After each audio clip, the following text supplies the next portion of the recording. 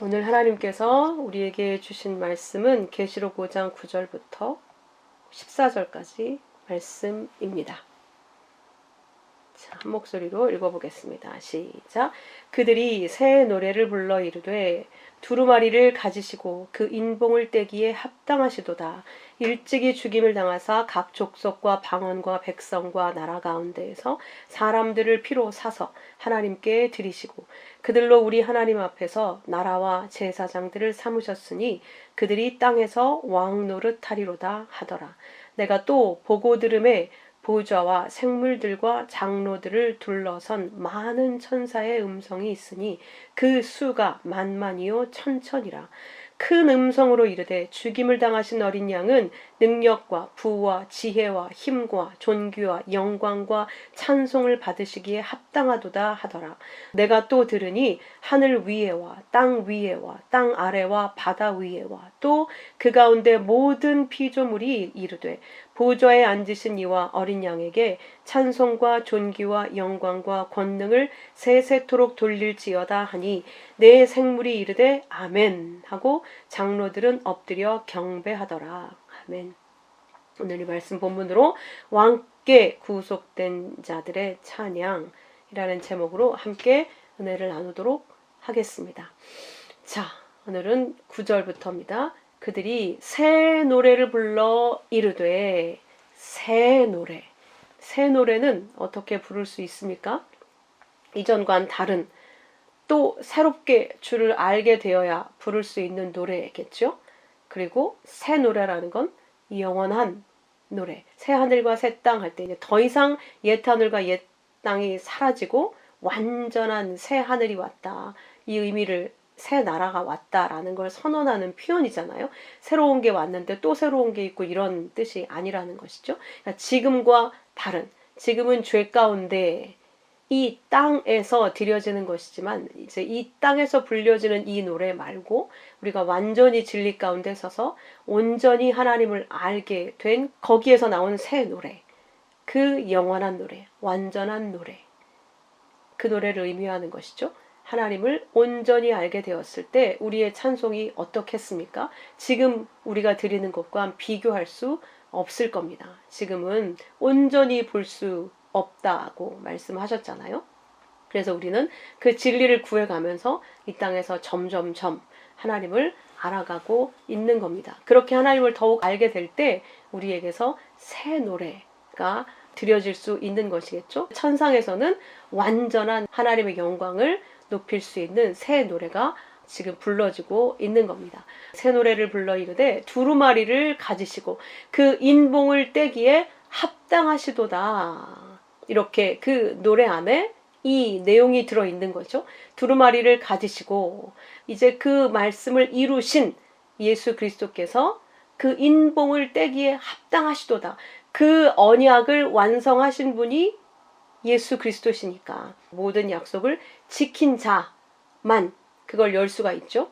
두루마리를 가지시고 그 인봉을 떼기에 합당하신 주님. 일찍이 죽임을 당하사 그 두루마리는 안팎으로 재앙이 가득 찬 우리는 하나님 앞에서 그 재앙을 받을 수밖에 없는 하나님의 피조물로 태어났으나 하나님께 영광을 돌리지 않고 자기의 영광을 위해 살 수밖에 없는 우리의 본성의 상태, 그러므로 하나님의 진노 아래에 있을 수밖에 없는 그 우리의 상태에서 떨어질 수밖에 없는 재앙이 그 두루마리에 가득 안팎으로 담겨 있었다는 걸 우리가 공부했습니다.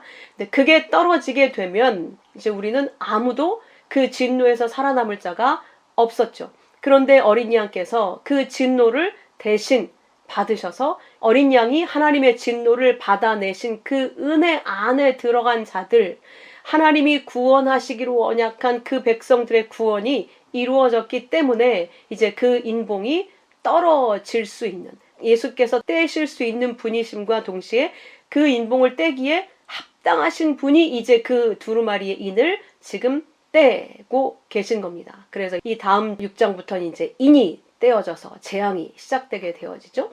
그 일찍이 죽임을 당하신 그 죽음의 핏값 때문에 이제 인봉이 떼어지게 되는 것이죠. 각 족속과 방언, 백성과 나라 가운데에서 사람들을 피로 사서, 그러니까 어린 양이 일찍이 죽임을 당하여서 족속과 방언과 백성과 나라들 가운데에서 어떤 자들을, 가운데라는 뜻이 에크, 어디로부터, 어디에게 속했던 자를 어디로부터 꺼내 나온 자들이 있다라는 뜻을 가지고 있거든요. 이 세상 족속과 방언과 백성과 나라 가운데에서 나온 그 중에 어떤 사람들을 예수께서 피로 사서 그들을 하나님께 드리시고, 이렇게 말씀하고 계시죠. 그러니까 족속, 방언, 백성, 나라들 가운데에서 어떤 자들을 피로 구속해서 하나님께 귀속시켰다. 이렇게 지금 노래하고 있는 거예요. 그런 새 노래를 지금 부르고 있습니다. 계시록 14장에서 이 말씀을 어떻게 표현하느냐면, 그들이 보좌 앞과 내 생물과 장로들 앞에서 새 노래를 부르니 땅에서 속량함을 받은 14만 4천 밖에는 능히 이 노래를 배울 자가 없더라. 그러니까 이 새 노래를 부를 수 있는 자는 하나님께서 택하신 그 백성들, 하나님을 아는 자들, 하나님이 누구신지 아는 자들, 그들은 하나님이 자신을 계시해 주신 자들이겠죠. 그들 외에는 그 노래를 부를 자가 없더라 라고 말씀하죠. 근데 이들은 누구냐? 4절에 이 사람들은 여자와 더불어 더럽히지 아니한 순결한 자들이더라. 여자와 더불어 더럽히지 아니하였다. 여자들 복수로 돼 있거든요. 여자는 누구를 이야기합니까? 이 세상과 이 세상에 속한 것들. 그래서 이 세상을 표현하는 5대양 6대주를 표현하는 단어들도 참 재미있죠. 아시아, 유라시아, 아프리카, 북아메리카, 남아메리카, 오세아니아, 남극대륙 엔타르티카, 이렇게 얘기하잖아요. 아로 끝나죠, 다. 이게 끝에 아로 끝난다는 건 이게 다 여성형이거든요. 영어식 표현에 그 끝에 아가 붙어 있는 건 다 영어식 여성을 표현할 때 쓰는 표현입니다. 그러니까 이 땅에 속한 건 다 여자, 오직 생명을 가진 그 씨의 근원은 하늘은 남자, 남성으로 표현이 되고, 하늘에 속한 것들은, 이 땅에 속한 것들은 다 여성형으로 표현을 합니다. 그러니까 그 여자와 더불어 더럽히지 않았다. 이 땅에 속하지 않았다는 거예요. 이 땅과 섞이지 않은 하늘에 속한 순결한 자들이라는 거죠. 그리고 어린 양이 어디로 인도하든지 따라가는 자들이더라. 어린 양이 가는 곳은 죽으러 가게 되는 거죠. 성전 안으로 들어갈 때에도. 예수께서 가신 곳도 십자가의 자리로 가셨죠. 그러니까 그 어린 양을 따라가는 자들은 다 어디로 간다? 십자가의 자리로 간다. 자기 부정의 자리로 간다. 자기 죽음의 자리로 간다. 이런 뜻이죠. 내 육이 부인당하고 오직 그 예수 그리스도의 그 은혜, 그 영이 없이 나는 아무것도 아님을 아는 그 죽음의 자리로 따라가는 자들이더라. 그리고 사람들 가운데서 속량함을 받아 처음 익은 열매로, 처음 익은 열매라는 거예요. 가장 처음, 예수 그리스도께서 처음 익은 열매인데 그 열매를 먹고 그 열매가 된 자들을 우리 또한 처음 익은 열매라고 말씀하고 계시는 것이죠. 하나님과 어린 양에게 속한 자들이다. 그래서 예수님이 장자인데 우리들을 또 장자들의 회에 함께하는 장자들이라고 말씀을 하고 있는 것이죠. 왜? 장자와 연합되었으니까 장자들이다 라고 말씀하시는 거고, 처음 익은 열매와 연합되었기 때문에 우리를 처음 익은 열매들이다 라고 표현을 하고 있는 겁니다. 그래서 첫 것은 다 내 거다, 이렇게 하나님께서 말씀하고 계신 것이죠. 그들이 새 노래를 부를 자격이 있는 자들이고, 그들이 새 노래를 배울 수 있고 부를 수가 있더라. 그들 외에는 아무도 없더라. 이렇게 말씀하고 계십니다. 자, 근데 이 본문에서 저희가 살펴봐야 될 아주 재밌는 표현 중에 하나는 각 족속, 백성들, 나라들 가운데에서 우리를 하나님의 피로 구별하셨다, 사셨다, 이렇게 표현하고 계신데 그 안에 방언이라는 단어가 들어있어요. 그러니까 지금 방언을 그 사람을 지칭하는 족속, 백성, 나라하고 동일하게 사용하고 있다는 걸 알 수가 있습니다. 그 방언은 글로사, 혀, 말, 언어라는 뜻입니다. 우리가 생각하는 막 랄랄라 막 이런 이상한 소리, 그거를 얘기하는 게 아니라는 걸 꼭 기억하셔야 돼요. 방언이라는 글로사라는 헬라어는 혀, 입의 말, 언어라는 뜻이에요. 그래서 언어 족속을 방언이라고 말이라고 표현을 하고 있는 이유가 계시록 19장 9절에 이렇게 표현되어 있습니다. 천사가 내게 말하기를 기록하라. 어린 양의 혼인잔치에 청함받은 자들은 복이 있도다 하고 또 내게 말하되 이들은 하나님의 참되신 말씀이라 하기로. 그러니까 하나님의 백성들, 어린 양의 잔치에 초청받은 백성들을 이들은 하나님의 참되신 말씀이다. 이렇게 지칭을 하고 있다는 거예요. 그러니까 하나님이 우리를 말씀들이다. 이렇게 칭하고 있다는 것이죠. 그래서 우리를 족속과 나라와 백성과 말, 언어, 방언, 여기 이렇게 방언이라고 번역을 해가지고 우리가 혼동하고 있는데 언어다. 너희들은 말이다. 내 말이야.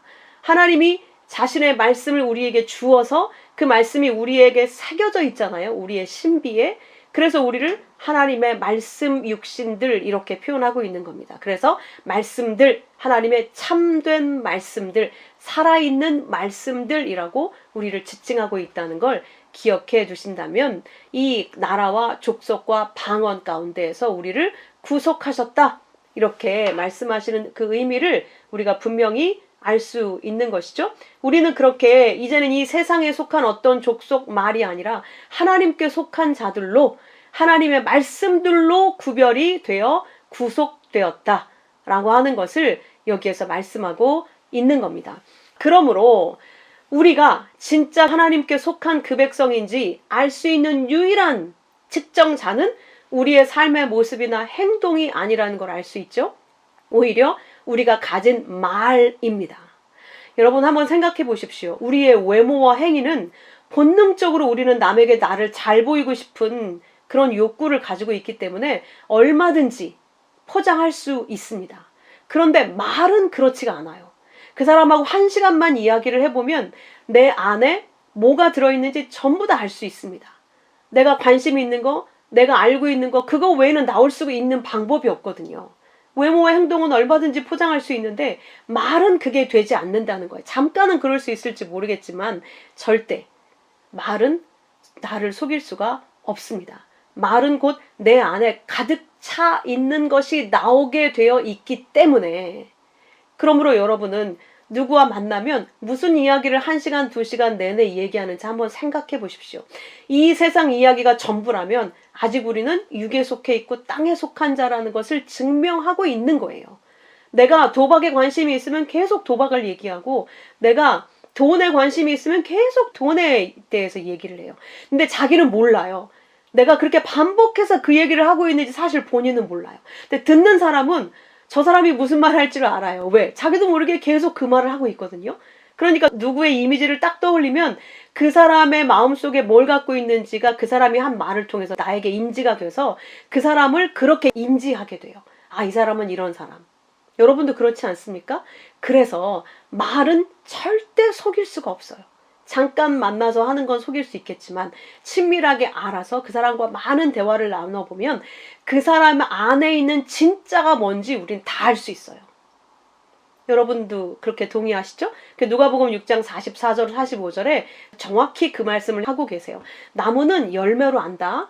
사람은 그 입의 말로 아는 거야. 그가 무슨 말을 하는지. 그러니까 어떤 사람을 만났을 때 끊임없이 나에 대해서 내 자랑, 내 슬픔, 내 고통 이걸 계속 말하는 자는 나로 가득 차 있는 자예요. 거기에 예수님은 안 계신 거죠. 근데 나를 얘기하다가도 그 나를 하나님께로 비춰봐요. 세상 얘기를 하다가도 하나님의 통치가 보여서 그걸 얘기하게 돼요. 어떤 세상 다른 걸 가지고 얘기를 시작했더라도 그게 하나님의 역사로 이야기가 되어져요. 하나님이 그 안에 계시면 모든 게 하나님을 통해서 보여지게 되기 때문에 하나님을 떨어뜨려서 그 자체만을 가지고 말을 할 수가 없어요. 왜? 이미 내 안에는 하나님의 영으로 가득 차 있으니까 말씀으로 가득 차 있어서 보이는 모든 게 필터링 되는 거예요. 그대로 보여지는 게 아니에요. 그대로가. 하나님의 뜻을 통과해서 보여지고 하나님의 그 마음을 통과해서 보여지게 되고 하나님의 은혜를 통과해서 보여지게 돼요. 그래서 우리 안에 무엇이 있는가는 내가 무엇을 말하고 있는가로 구별될 수 있다는 것이죠. 그래서 마태복음 16장 17절에도 믿는 자들에게는 이런 표적이 따르리니 곧 그들이 내 이름으로 귀신을 쫓아내며 새 방언을 말하며 새 언어를 말하며 이렇게 바꿔야 된다고 말씀드렸죠. 내 이름으로, 예수님의 이름은 무엇이죠? 계시록 19장 13절에 피 뿌린 옷을 입은 그분의 이름이 하나님의 말씀이라고 분명히 말씀하셨습니다. 예수님의 이름은 말씀입니다. 그래서 말씀이 육신으로 오셨다 그렇게 표현하시죠. 말씀 육신, 우리와 똑같죠. 자, 그 주님의 말씀으로 귀신을 쫓아낸다. 당연히 이제 그 말 이해하시죠. 하나님의 말씀이 선포되면 내 안에 귀신이 쫓겨나갑니다. 귀신의 말이 쫓겨나가게 된다는 것이죠. 우리는 하와로부터 귀신의 말을 붙들고 살아온 것을 죄라고 표현하죠. 네가 하나님처럼 돼. 그러려면 저거 먹어. 그래서 선악과로 말미암아 우리가 죄인이 됐다고 표현하는 거잖아요. 내가 하나님의 말씀을 가지고 그걸 사용해서 하나님처럼 되겠다는 거예요. 그 귀신이 쫓겨나가는 거죠. 말씀이 들어오면. 그런 귀신이 쫓겨나갈 수 있는 말이 있다는 건 새 방언, 새 언어를 말하게 됐다는 뜻이죠. 새 언어는 무엇입니까? 진리의 말씀을 이야기하는 것이죠. 그 진리의 말씀을 말하게 되면, 그 말씀이 우리 안에 들어오면 내 안에 귀신이 쫓겨나가고 거짓이 쫓겨나가고, 새 말을, 진리의 말씀을 말하게 되면 뱀을 집어 올리며 무슨 독을 마실지라도 해를 받지 않으며, 이렇게 써 있는데요. 뱀을 집어 올리며, 이 단어 안에는 치워버리다 이런 뜻이 있어요. 그러니까 내 안에 더 이상 뱀이 또아리를 틀고 있을 수가 없어요. 뱀이 거짓말로 나를 속일 수가 없어요. 이미 아버지의 말씀으로 이 땅의 모든 것을 진리로 보게 됐기 때문에 아무리 속일래야 속일 수가 없어요. 더 이상 우리는 보이는 것에 묶여서 속지 않습니다. 또 그것 때문에 일희일비해서 속아 넘어갈 수가 없어요. 그래서 무슨 독을 마실지라도 해를 받지 않는다? 독은 죽이는 거잖아요.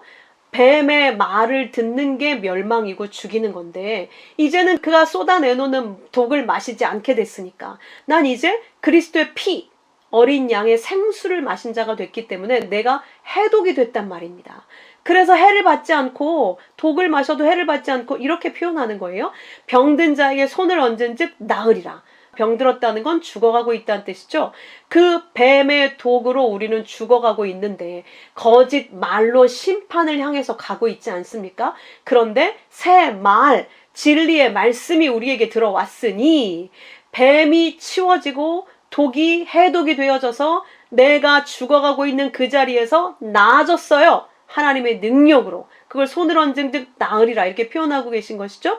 그래서 예수님이 이 땅에 오셔서 사람들에게 손을 얹기만 하셨습니까? 반드시 말씀을 주셨습니다. 꼭 그걸 기억하셔야 돼요. 말씀으로 그의 모든 죄를 사하셨어요. 내가 정말 그 구원이 필요한지를 반드시 물으시고, 그러므로 우리 안에 새 언어, 방언, 새 말, 진리의 말씀이 들어오게 될 때 이런 기적이 일어난다는 거죠. 이게 기적이라는 거예요. 여러분 안에 이런 기적이 일어나신 거죠? 일어나고 있는 것이죠? 네, 그렇지 않으면 우리는 그리스도와 상관이 없는 자예요. 아무리 우리가 그렇다고 말하고 싶어도, 아무리 주일 예배에 빠지지 않고 아무리 훌륭한 선한 삶을 살아도 성경이 이렇게 얘기하고 있잖아요. 믿는 자들에겐 반드시 표적이 따른다. 새 언어를 말하게 된다. 여러분, 새 언어를 말할 수 없다면, 이 땅의 언어 가운데 묶여 있다면 우리는 하늘에 속한 자들이 아니라고 성경이 지금 말씀하고 있는 겁니다. 자, 그런즉 고린도전서 14장 6절에도 형제들아 내가 너희에 나가서 방언으로 말하고 계시나 지식이나 예언으로 가르치는 것으로 말하지 않으면 너희에게 무엇이 유익하겠냐. 그러니까 내가 방언, 혀로 소리내는 말, 문자적으로 지금 우리에게 번역된 그 문자적인 혀의 말로 말하면, 그 말 그대로만 말하면, 그러니까 통역을 해서 하나님의 계시 그대로 하나님이 주신 지식을 가지고 다시 해석해서 예언해주지 않으면, 우리에게 하나님의 뜻을 올바르게 진리로 말해주지 않으면, 가르쳐주지 않으면 너희에게는 아무 유익이 없다. 그러니까 지금 성경을 문자대로 공부하고 알고 듣고 배우고 있는 모든 자들은 아무 유익이 없다는 거예요. 어떤 유익이 없다? 영의 생명을 갖는 데는 유익이 없다. 이 세상에서 사는 데는 유익이 있을 거예요. 그런 걸 가르쳐 주니까 이 땅에서 복 받고 잘 살고 뭐 이렇게 훌륭하고 착한 사람 되는 거 가르쳐 주잖아요. 그러니까 땅에는 유익이 있을 거예요. 그러나 하나님의 생명을 얻는 데는 무엇이 유익하리요? 아무 유익이 없다. 그래서 고린도전서 14장 22절에도 방언은 믿는 자들을 위한 것이 아니라 믿지 않는 자들을 위한 표적이다. 그러니까 성경에 쓰여진 글자 문자 그대로 혀의 말, 우리가 가지고 있는 육의 말이죠. 육의 말 그대로를 가지고 우리가 성경을 읽는다면 그거는 믿지 않는 자들을 위한 표적이라는 거예요. 당연히 그렇겠죠? 그들은 영의 말을 모르니까. 그러니까 육의 말로밖에 이해할 수가 없으니까. 그래서 표적이 된대요. 그러니까 그 성경을 믿지 않는 자들이 봤을 때는 예수님이 이 땅에 오셨어. 그래서 그분을 닮아야 돼. 그분이 병을 치료해 주셨어. 그리고 오병이어의 기적을 통해서 먹을 걸 허락해 주셨어. 죽은 나사로를 살리셨어. 이런 표적들만 보이는 거예요. 그래서 어떻게 하면 그 예수님을 내 우상으로 잘 삼아서 그분이 좋아할 만한 어떤 선한 행동들을 해서 그분의 마음을 얻어서 그가 가지고 있는 구원, 영생, 병고침, 이 땅에서 부유해지는 이런 복들을 얻을 수 있을까? 이렇게 그런 교보제로 사용을 한다는 것이죠. 그러나 이 예언은 믿지 않는 자들을 위하지 않고 믿는 자들을 위함이라. 그러니까 육의 말, 글자로 쓰여진 성경은 믿지 않는 자들을 위한 표적이고 그 말 안에 들어있는 진리의 말씀, 그 예언은 믿는 자들을 위한 것이다. 그 예언의 말씀은 단순히 표적이 아니라 그 표적 안에 담긴 진리의 양식, 하나님의 사랑, 그 은혜를 말하고 있는 것이기 때문에 그걸 알아듣고 받아서 살아날 수 있는 자들은 믿는 자들 외에는 없어요. 새 언어를 하나님이 가르쳐준 자들밖에 없어요. 모세를 데려가서 하나님의 언어를 가르쳐준 것처럼 오늘날 하나님이 우리에게 진리의 언어를 가르쳐주고 계신 거거든요. 알아들으라고. 우리가 그걸 알아듣게 되면 우리는 새 언어, 예언을 받은 자들이 되는 것이죠. 그 예언의 말씀은 하나님의 백성들만 들려지는 거예요. 하나님의 백성들만 이해돼요. 그렇지 않고 세상 사람들은 아무리 그걸 설명을 해줘도 그렇게 믿어지지 않아요. 들려지긴 하는데 믿어지진 않아요.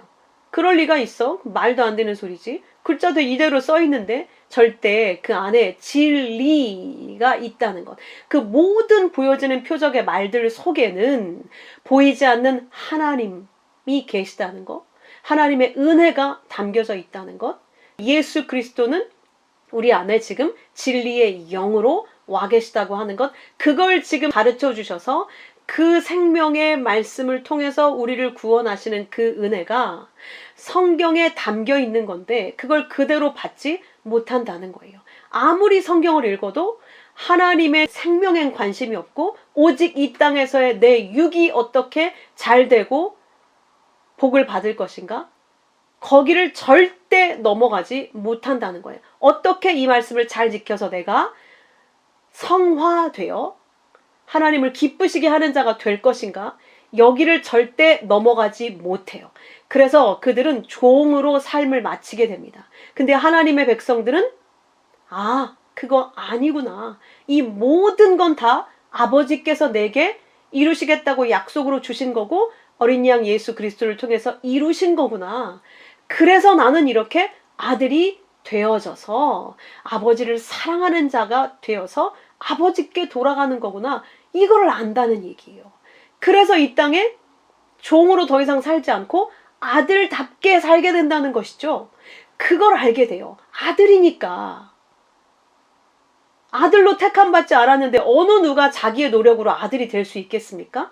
자기의 노력으로 살다 가는 자는 끝끝내 종으로 살다 가는 거예요. 근데 아들로 택함받은 사람은 아들이 되어서 가는 거란 말입니다. 자, 그걸 위해서 어린 양이 자기 피로, 목숨값으로 피로 우리를 사서 하나님께 드리셨다. 이 드리셨다가 아고라죠. 구속시켰다. 그 말은 무엇입니까? 이제 나는 내 것이 아니라는 뜻이에요. 이게 되게 행복한 말임과 동시에 그 반대적인 의미가 이 안에 들어있죠. 사실 같은 건데 고린도전서 6장 19절에 너희 몸은 너희가 하나님께로부터 받은 바 너희 가운데 계신 성령의 전인 줄 알지 못하느냐. 내가 성령의 전인 줄 안다면 내가 함부로 살 수 있겠습니까? 절대 그럴 수 없습니다. 너희는 너희 자신의 것이 아니라 값으로 산 것이 되었으니 어린 양 예수 그리스도의 피값이 치러져서 오늘 내가 하나님의 백성으로 서 있는 거잖아요. 하나님의 아들로 서 있는 거잖아요. 그런즉 너희 몸으로 하나님께 영광을 돌려라. 어제까지만 해도 나는 하나님의 진노 앞에 놓인 지옥 가지 않으면 안 되는 자로 서 있었는데 어린 양 예수 그리스도의 피값으로 오늘 나는 하나님의 아들의 자리에 서 있단 말입니다. 그런데 어떻게 그 이전에 살던 대로 이 세상에서 종노릇하고 있던 그 자리로 돌아가 살 수가 있겠느냐는 것이죠. 너희는 이제 네 거 아니야. 어디서 네가 너를 주장하고 있어? 사실 바울이 이렇게 책망하고 있는 거예요. 복음을 전해주면 다 지멋대로 사는 대로 가는 거예요, 전부. 그러니까 바울이 그 수많은 편지에서 그 복음서의 원리를 설명하느라고 이렇게 피를 토하면서 계속 얘기하는 거예요. 얘들아, 너희에게 주신 그 자유를 너희들 마음대로 사는 것으로 그렇게 사용해버리면 안 돼. 너희는 값으로 산 자들이야. 네 몸도 하나님의 성전이다. 하나님의 영광을 드러내라고 몸을 만드셨더니 오늘 이제 육에 대해서는 죄를 용서받았어. 그럼 이제 육은 아무렇게나 살아도 내 영은 구원받아. 어디서 이런 논리가 나올 수 있겠냐는 거예요. 어떻게 하나님의 아들은 왕의 아들인데 왕의 아들이 이 땅의 종처럼 살 수가 있겠습니까? 여러분은 그게 말이 된다고 생각합니까? 말이 안 되지 않습니까? 그러므로 계속 바울이 그 얘기를 하는 거예요. 너희는 값으로 사신 것이니 사람들의 종이 되지 말라. 우리는 값으로 사신 받은 줄 머리로는 알아도 또 내 육의 종로로 타고 싶은 거예요. 내가 하고 싶은 거, 내가 원하는 거, 내 본능, 욕망 여전히 그거에 그냥 나도 모르게 타협하고 있는 것이죠. 근데 그게 행복하고 즐겁고 정말 구원을 완성하는 거면 좋겠는데 그게 아니에요. 여러분 아시잖아요. 제가 너무 실감하는 건데 내 육은 언제나 나를 죽이는 것을 요구하게 만들어요. 제가 식도염이 있어서 절대 커피를 마시면 안 되는데 내 본성 안에는 그게 너무 달콤하고 나를 이렇게 깨어있게 하는 좋은 것으로 인지가 돼 있기 때문에 몸만 좀 괜찮으면 어떻게 해서라도 그걸 또 먹으려고 하는 본성에 또 제가 지고 있는 모습을 봐요. 그러면 또 고통을 겪는 거죠. 또 약을 먹어야 되고 또 병원을 가야 되고 그런 줄 아는데도 그게 그렇게 완전히 끊어지지가 않아요. 사형선고 정도는 받아야 끊어지려나 봐요. 그만큼 우리의 죄의 본성, 육이 인지하고 있는 육적 이 본성이 정말 지긋지긋하게 나를 붙잡고 안 놔줘요. 마찬가지로 세상 사람들의 종노릇하는 게 마찬가지. 우리는 흙에서 태어났기 때문에 이 세상이 너무 좋아요. 그런데 그것들이 우리를 질투하게 만들고 걱정하게 만들고 염려하게 만들고 경쟁하게 만들고 전부 거기로 데려가잖아요. 여러분 생각해 보세요. 이 세상에 있는 것 자체가 나쁜 게 아니죠. 다 하나님께서 주신 것에 의해서 만들어진 거잖아요. 그러니까 그 자체는 나쁜 게 아닌데 그걸 내 본능으로 욕심으로 하나님이 주신 것 이외에 다른 것들을 취하여 내 욕심을 채우려고 하게 되면 그때부터 경쟁과 질투와 전쟁과 이 모든 것들이 시작이 돼요. 염려가 시작되고 그래서 이 땅의 것 많이 먹으면 병이 생기잖아요. 당뇨병이 대표적인 거죠. 원하는 대로 돼지처럼 우리가 먹어서 저도 당뇨를 갖고 있기 때문에 이제는 금할 수밖에 없는데 원하는 대로 절제 없이 그래서 성령의 마지막 열매가 절제예요. 하나님의 백성들은 어떠한 순간에도 반드시 그 절제에 이르게 돼 있거든요. 근데 이 땅은 그걸 할 수가 없어요. 그래서 하나님이 우리를 이 땅에 경계를 두셔서 지키는 것처럼 우리도 하나님이 그렇게 지키신다고 저는 생각을 합니다. 그러나 여튼 우리의 본성은 끝까지 그걸 붙잡고 살아가려고 해요. 그러니까 본능적으로 육이 원하는 거는 우리를 죽이는 것이다 라는 걸 갈수록 여러분도 깨닫게 하실 겁니다. 아무리 좋아 보이는 것도요. 결과적으로는 하나님과 반대 멸망으로 이끌고 있다는 거예요. 그런데 하나님께서 우리에게 주시는 그 말씀 그건 당장은 우리에게 별로 달콤하지 않아요. 그런데 그 말씀 안으로 들어가면 들어갈수록 생명과 기쁨과 희락과 화평과 양선과 온유함과 즐거움과 충성과 그 모든 것 속으로 들어가게 돼 있어요. 처음은 너무 좁아서 이게 내 힘으로는 할 수가 없을 것 같은데, 내 힘으로 물론 되어지는 게 아니죠. 그냥 나는 말씀 가운데 있기만 하면 그 말씀이 우리를 그렇게 이끌어 가시더라는 거예요. 그러므로 나는 값으로 산바된 자인데 과연 누구에게 속한 자로, 어디에게 속한 자로, 어디 말에 속한 자로 살고 있는가를 돌아보라고 고린도후서 13장 5절에서 바울이 이야기하고 있습니다. 너희는 이 믿음 안에 있는가? 너희 자신을 시험하고 확증하라. 우리는 그래서 시험을 먼저 겪어요. 유혹에 먼저 빠져요. 그래서 뜨거 이거 아니구나 그걸 깨닫고 확증, 도끼마조의 시험으로 나를 하나님의 백성으로 입증, 나는 예수 그리스도의 은혜 아니면 안 됩니다. 하나님이 내 육의 본성을 죽이시지 않으면 전 절대로 구원받을 수 없습니다. 이 자리로 간다는 거예요. 그래서 예수 그리스도께서 너희 안에 계신 줄을 확증하게 하신다는 거예요. 내가 원하는 이 모든 게 죄의 본성을 따르고 있구나. 그러므로 이 죄의 본능을 주께서 죽이시지 않으면 나는 살 수가 없구나. 하나님 제 환도뼈를 부러뜨려 주십시오. 아니하면 저는 제 본성의 종이 돼서 끝까지 가서 멸망의 구렁텅이로 떨어질 수밖에 없습니다. 이 고백을 받아내신다는 거예요. 그래서 절대 우리는 이 세상의 세상은 너를 위해 살아. 네가 먹고 싶은 거 먹고 하고 싶은 거 하고 네가 원하는 그 본능에 충실해서 너를 증명해봐라. 세상은 온통 이 얘기로 가득 차 있어요. 유튜버들이 전부 그 얘기하고 있잖아요. 너를 증명해봐. 너를 자랑해봐. 이게 행복이야. 야, 얼마나 보기에 좋으냐. 와, 얼마나 사람들이 부러워해주냐.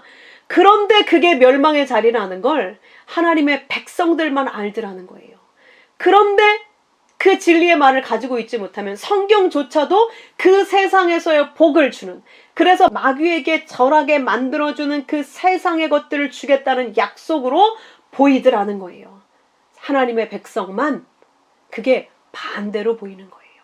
네가 이 세상을 붙들고 너를 붙들면 죽는구나. 이걸 배우라고 주신 거구나. 그래서 이건 절대 붙들면 안 되는 거구나를 하나님의 백성들만 배운다는 거예요. 그래서 로마서 6장 13절에도 너희 지체를 불의의 무기로 죄에게 내주지 말고 오직 너희 자신을 죽은 자 가운데서 다시 살아난 자처럼 하나님께 드려라. 너희 지체를 의의 무기로 하나님께 드려라 라고 쓰고 있는 거예요. 이 드리라는 게 옆에 똑바로 서라. 주님과 함께 연합된 자로 똑바로 서라 라고 말씀하고 있는 겁니다. 그게 너희가 드릴 영적 예배다. 하나님이 기뻐하시는 산 제물로 너희를 드려라 라고 말씀하고 있는 거예요. 어떻게 우리가 하나님이 기뻐하시는 거룩한 산 제물로 하나님께 영적으로 드려질 수가 있겠습니까? 이제 모든 것을 진리로 보는 거예요. 누가 나를 이제 칭찬해도 하나님이 나에게 이런 좋은 걸 주셨구나. 하나님께 영광을 돌려드려요. 이전에는 그래 내가 이런 정도의 사람이야. 그걸로 즐거워하고 기뻐했거든요. 그래서 누가 나를 자존심 상하게 하면 아주 그를 원수처럼 여겼단 말입니다. 그래서 화를 내고 분노하고 막 이런 거 못 참았잖아요. 누가 나를 멸시하는 것 같으니까. 근데 이제는 진리로 보게 되니까 나에게 있는 모든 게 내 게 아니잖아요. 내가 하나님께 속해 있어서 피로 구속돼서 하나님께 돼버렸는데 내게 있는 그 어떤 게 내게 될 수가 있겠습니까? 그러니까 하나님께 당연히 영광을 돌려드리게 되는 것이죠. 그러나 내가 육을 입고 있기 때문에 이 육에서 나오는 이 악한 것들, 부정한 것들이 여전히 있어요. 그래서 여전히 나는 부정당해야 돼요. 그래서 사람들이 나에게 야, 너 왜 이렇게 해? 그래서 부정적인 피드백을 받는단 말입니다. 이거 고쳐줬으면 좋겠어. 예전엔 이게 너무 화가 났는데 맞습니다, 하나님. 난 이렇게 또 나밖에 모르는 이기적인 자입니다. 그래서 그런 내가 부정당하는 얘기를 들어도 그래서 나는 하나님의 은혜 없으면 한순간도 살 수 없습니다. 이렇게 은혜를 붙드는 자가 되는 거예요. 그래서 이렇게 내 육이 부정당하는 게 이제는 자연스러워져요. 처음엔 즐겁진 않겠죠? 나중에는 그게 기뻐져요. 내가 아버지 것이 맞구나. 이제 점점 내가 나에게서 벗어나고 있구나. 내가 아버지께 맞구나. 이걸로 기뻐하게 돼요. 그걸 지혜로운 자들이다. 장성한 자들이다. 이렇게 표현하는 거예요. 그렇지 않으면 아직도 여전히 애기 같아가지고 누가 한마디 하는 거에 막 일희일비하고 죽고 살고 악플 하나 달리면 그것 때문에 생명을 버리고 이런 일까지 생기지 않습니까? 우리도 여전히 이 세상 말에 의해서 일희일비하고 있다. 아직 우리는 진리의 말씀으로 충만하지 않다는 뜻인 거죠. 여전히 섞고 있는 거예요. 아들인데 자꾸 사단에 의해서 넌 종이야. 여기에 말을 듣고 있는 거예요. 이게 얼마나 하나님 보시기에 안타까운 일이겠습니까? 그들로 우리를 하나님의 나라와 제사장 삼으셨다는 거예요. 그 새 언어를 가진 자들을 하나님이 하나님의 나라, 제사장들로 삼으셨다. 그들이 이 땅에서 왕 노릇하는 자들이다 라고 말씀하시는 거예요. 더 이상 이 세상의 말에 통치당하지 않고 오직 하나님의 말씀에 의해서만 나를 보고 세상을 바라보는 그 믿음의 눈이 열린 자들, 새 언어 진리의 말씀으로 생각하고 행동하고 말하는 자들, 그들이 이 땅에 왕 노릇하는 자들이다. 세상을 통치하는 왕들이다. 하나님 눈에 자기 백성들은 왕들로 보여져요. 그러니 우리도 그 눈으로 봐야겠죠. 그렇게 보이려면 그 진리의 말씀으로, 새 언어로 우리 안이 충만해야겠죠. 그 언어로 이 세상을 보고 나를 보고 모든 보여지는 것들을 판단할 수 있는 지혜의 눈이 있어야겠죠. 그래서 하나님이 진리를 우리에게 주신 겁니다. 너는 내 나라야. 넌 내 제사장이야. 이 땅에서 내 앞에서 이 세상을 중보할 제사장들이야. 너는 이 땅에서 절대 종살이 하면 안 돼. 왕 노릇하고 살아야 돼. 내 통치가 이 땅에 임해져야 된다. 아직도 내 통치를 받고 있지 못해 육의 종 노릇하고 있는 그들에게 내 사랑을 받게 해줘야 돼. 그게 왕의 통치가 임하게 하는 제사장들, 왕 노릇하는 자들이라는 거예요.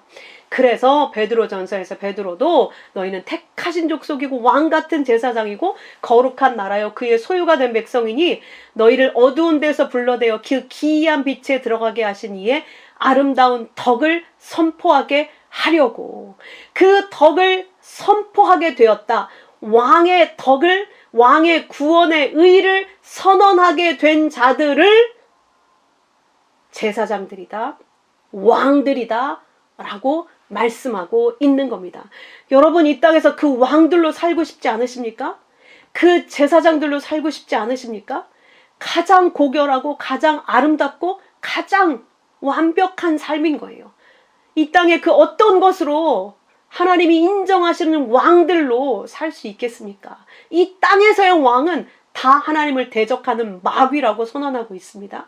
하나님께 완전히 순종해서 하나님의 말을 받은 자로 그 진리의 새 언어에 복종해서 그 진리의 새 언어로 이 땅의 모든 것을 판단하여 선언하고 하나님의 통치를 선포하는 자들, 그들이 세상의 왕들입니다. 그들이 새 노래로 하나님을 찬송하는 자들입니다. 그들과 함께 수많은 천사들이 둘러서서 천천과 만만의 피조물들이 함께 어린 양을 찬송합니다. 큰 음성으로 죽임당하신 어린 양은 능력과 부와 지혜와 힘과 존귀와 영광과 찬송을 받으시기에 합당하도다. 하늘 위, 땅 위, 땅 아래, 바다 위 모든 피조물들이 이 찬송과 함께 보좌에 앉으신 이와 어린 양에게 찬송과 존귀와 영광과 권능을 세세토록 돌릴지어다. 아멘. 이 찬송을 드리는 자들이 하나님의 영광을 입어서 영광을 돌리는 자들이며 그들이 하나님께 새롭게 거듭난 새 피조물입니다. 이 찬송을 듣고 내 생물이 아멘, 장로들이 엎드려 경배하더라. 우리가 해야 될 가장 고결한 삶은 바로 이 찬송을 하나님께 모든 영광으로 돌려드리는 것이며 그 하나님 앞에 경배하고 나를 온전히 산 제물로 하나님께 드리는 자들입니다. 그들이 하늘의 왕들인 이 땅에서 왕 노릇하는 자들입니다. 아멘. 함께 기도하겠습니다. 아버지, 우리가 이 왕 노릇하는 자들로 서게 해 주십시오. 하나님이 기대하시는 아들다운 이 왕 노릇하는 자의 삶, 왕의 통치자의 삶, 이 삶을 우리가 간절히 소원하오니 우리 안에 새 언어로 가득 채우셔서 오직 하나님의 영광으로 온전히 서서 그 영광으로 이 땅의 통치를 선언하고 나타내고 이 땅의 모든 자들에게 하나님의 통치를 받도록 돌이키도록 전하고 선언하고 하나님의 기이한 덕을 선포하는 그런 왕들로 저희 모두가 살아가도록 역사해 주시옵소서. 귀하신 예수 그리스도 이름으로 기도하옵나이다. 아멘.